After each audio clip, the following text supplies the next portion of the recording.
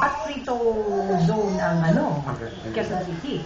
Pwede na mag-tow sa Quezon City, Mr. Joseph Estrella, at para sa batiran ng mga listeners natin ay yung mga tow truck ng DPOS. Other than that, hindi. Unless kung ikaw ang tatawag, di ba? Kunyari ito na ikaw magre-request sa kanila. Kasi tatawag ka sa kanyang araw.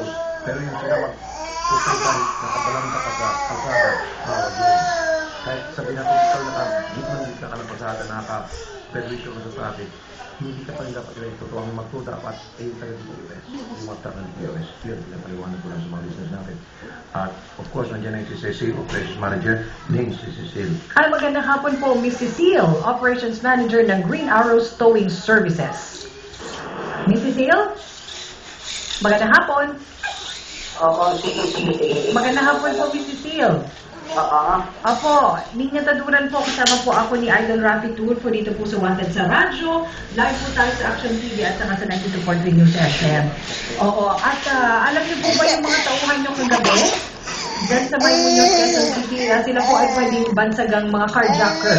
Kasi po, Miss Cecile, kinuha po nasiraan lang, nawalan ng ilaw. Ichinek lang po nitong driver na si Joseph, yung kanyang boom truck, bakit namatay yung ilaw. Tapos po bigla nang hinatak nung inyong mga tauhan po dyan sa Green Arrows Towing Services. And alam niyo po ba ang toll-free zone ang Quezon City? So wala po kayong pupunta ako sa kasi wala pa mama ko doon mula pa kagabi, maaga pong umalis. Hindi ko pa mamalam. Sige ba po ako doon sa garage sa opisina.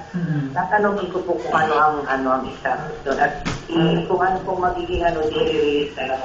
Ayun, i-release na wala bayan. Ma'am Cecile, yung isa. andyan ba si Mr. Pwede makausap? Please lang.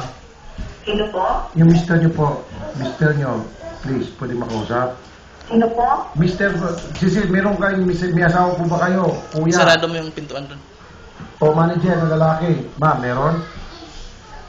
Lalaki? O manager, o asawa mo, kapatid mo na lalaki, gusto mong kausapin. Si Bani na Wala, hindi nagkakaroon. Hindi, kasi po, gigil na po ako eh. Meron po sana po talang imensahe dyan sa mga tagay nyo. Meron ba kayong tao na lalaki dyan? Ma'am, madam? Wala. Papasukin mo dito. Kasi sa opisina. Sige. Halika dito. Sige po, basta i-release po, Ma'am Cecilia, Miss Cecile, nang walang bayan. Kasi po talagang mali naman po yung mga tauhan. Okay po? Sige po. Sige po, salamat po, Miss Cecile. Okay. Ito si Ma'am po.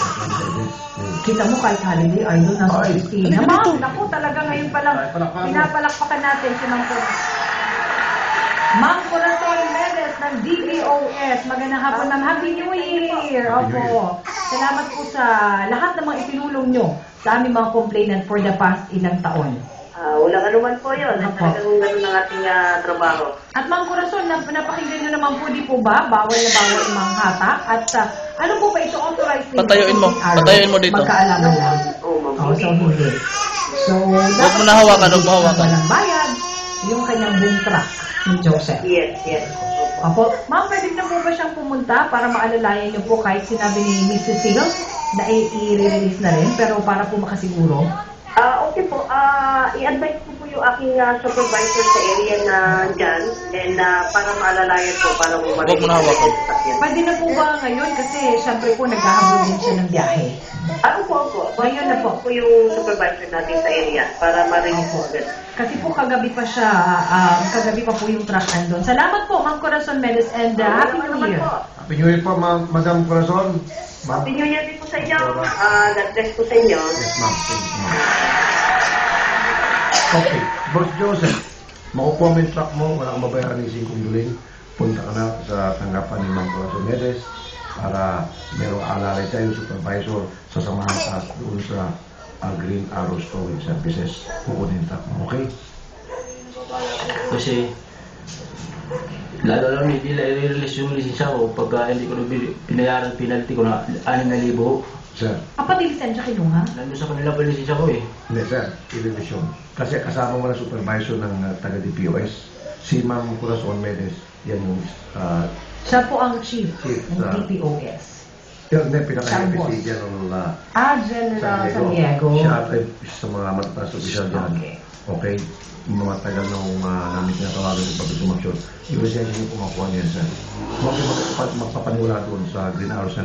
In fact, kanina nga lang, gigilagin lang ako kung lalaki lang sana yung kausap natin. Nakatanggap na baka firecracker na maasang. Baka goodbye Philippines. Pagsalubong ng New Year ang matatanggap na salita sa akin. Ang nireklamo pa po dito sir, dagdago pa yung driver na magto sa akin ko. Kasi minumura pa ako eh. Okay, tama. Nagpapaliwanag ako.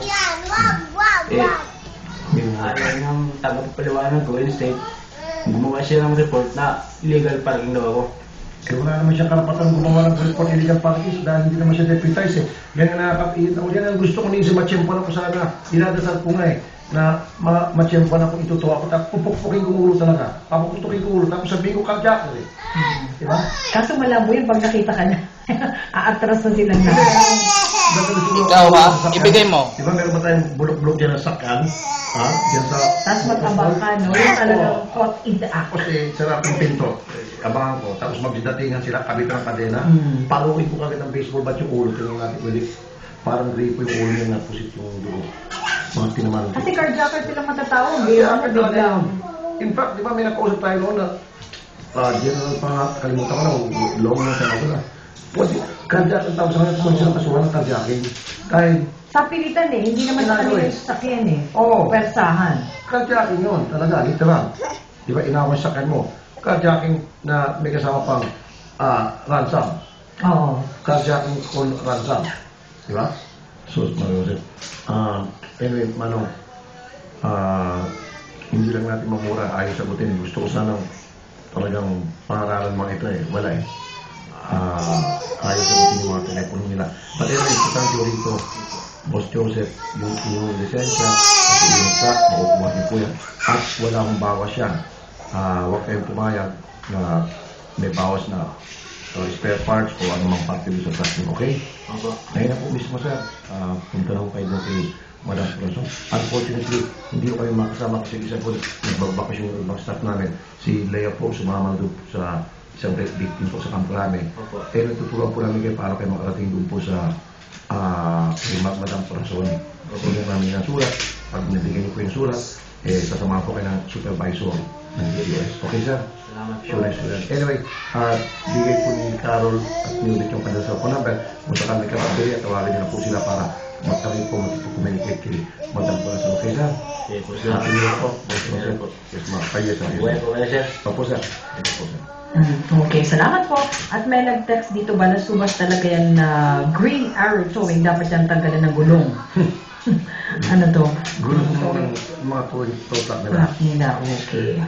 Kasi, yung mga yan, hindi talaga kikita yan eh. Kung talaga, meron sa mga syudad, toll-free zone talaga eh. Hindi City.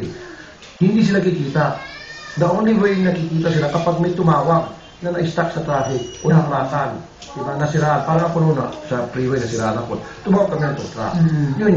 Doon sa kita. Pero kung paano kung walang nasiraan, walang tumawag sa kanila. Masisiro sila sa isang araw. So walang Kaya kita. very short to this carjacking style na totoo. Oo. Estilo ang carjacking talaga eh. Diba? In fact, meron pa nga dyan, ginagamit yung apelido Tulfo. Diyan sa may Mandaluyong. Hindi po pag-aari yan ng Tulfo. Okay? I just want to make it clear. Isa pa pala, ang dami mga reklamo tayo natatanggap yan. I think it's Santo Niño, towing company. Hindi po pag-aari ng mga Tulfo. Hindi po pag-aari ni Mon Tulfo, ni Ben Tulfo, ni Rafi Tulfo. Ito, maliwanag na ha. Dahil kilala ko mga kapatid ko, alam ko mga negosyo ng kapatid ko, alam ko matabo ng kapatid ko. Hindi po si Mon Tulfo may-ari ng Santo Niño, hindi po si Ben Tulfo, hindi po si Erwin Tulfo, hindi po si Rafi Tulfo. Okay? Kasi nagagasgas yung aming pangalan, tuwing may mga nagreklamo, nininintapin ang pangalan. Hindi po. Yan po ay pag-aari ng dating, what I call this, dating asawa ni Kuya Mon. Kaya siguro. Na hindi na sila nagsasama ngayon. Okay. Matagal na panahon. Okay, yun na, malinaw. Pero, unfortunately, ang ginagamit ko yung apelido Tulfo. Kaya siguro. Kahit na may husband na, yung girl. Okay? Siguro dahil lang sa apelido Tulfo. So, naalala ko rin, dahil ginagawa rin ng Santorini yan eh. Ang dami tayo natanggap na mga tawag against the Santorini. Okay? So parang carjacking Anyway, I've told Clemon about it. And sabi ni Clemon, banatan mo, usapan mo. Talagang tigas ng ulo mga. So at least meron ng go signal. Hindi, kasi last week, meron naman tayo tanggap sa text. Diba? Okay. At least klaro lang. So, yan po. Yung mga nagtotoo, kung meron po kayong kakayahan na lumaban, I encourage you. Lumaban mo kayo. Kung meron kayong baseball bat, paluin nyo. Paluin nyo sa tuhod, paa. Di ba? Pero tansyahin din, idol, kasi sabi mo nga mga anim yan eh. Usually grupo talaga. Tantayin nyo. Hindi, unahan lang yan eh. Magulat mo, kunyari, tatlo kayo. O, pag lapit, may kapit, paluin mo agad ng baseball bat yung kamay o paa. Di nakita isa-isa yung kasama. O, yung isa lalapit.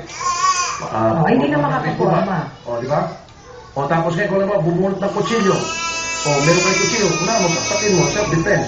Carjacker eh. Oo. O, para may masampulan. Inaagaw yung sasakyan mo eh. So, Inaagaw eh. carjacking yan. O, carjacker yun. Gusto ko sana may mabalita sa news na yung mga illegal towing company na yun, na nabalta sa ospital, yun, na pumunta yung uwi ka na tao ng disco. Hinihintay ko eh, nabalita. Kaso, mailap sila. Marami kasi sila eh. Marami. O dapat New Year's resolution nila. Dapat New Year's wish, merong masampulan dyan. O mapalo sa ulo sa baseball bat. Umasaksak. Hindi kasi talagang carjacking yun yun eh.